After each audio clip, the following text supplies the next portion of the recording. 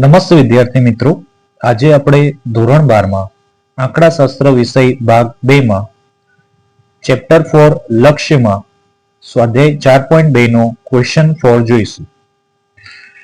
જો y equal to 5 - 2x હોય તો કોષ્ટકની રીતે સાબિત કરો કે જ્યારે x ની વેલ્યુ -1 હોય ત્યારે y ની વેલ્યુ એટલે કે સ્ટેટમેન્ટની વેલ્યુ 7 થાય.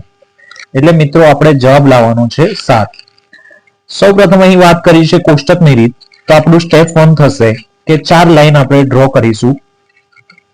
x, fx, x અને fx. તો આ રીતના મિત્રો આપણે 4 લાઈન ડ્રો કરીશું.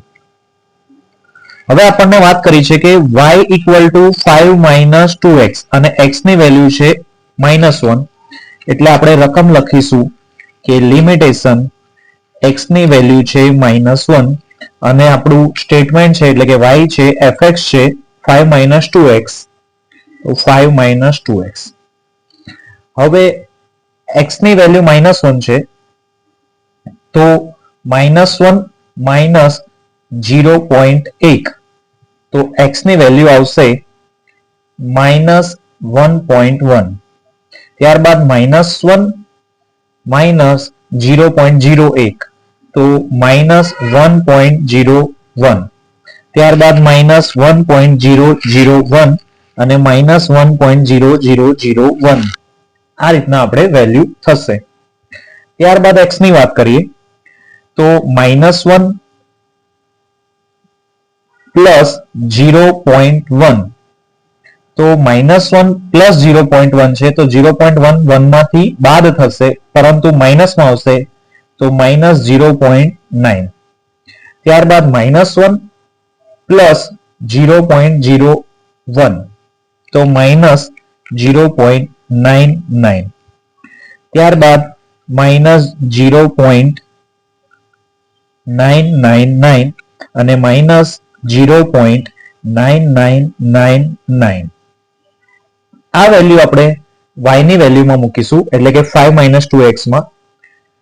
તો 5 - 2x, x ની જગ્યાએ લખીશું -1.1, તો માઇનસ માઇનસ અહીંયા પ્લસ થઈ જશે અને 1.1 ગુણ્યા 2 કરીશું.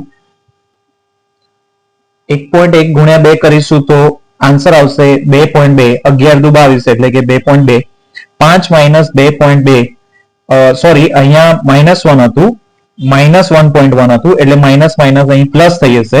તો 5 પ્લસ 2.2 તો આવશે 5 ને 2 7.2.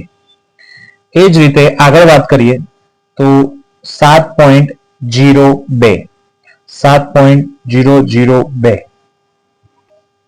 અને 7.0002. હવે -0.9 ની વેલ્યુ આપણે અહીં મૂકીશું તો માઇનસ છે એટલે માઇનસ માઇનસ પ્લસ થઈ જશે. 0.9 ગુણ્યા 2 કરીશું આપણે તો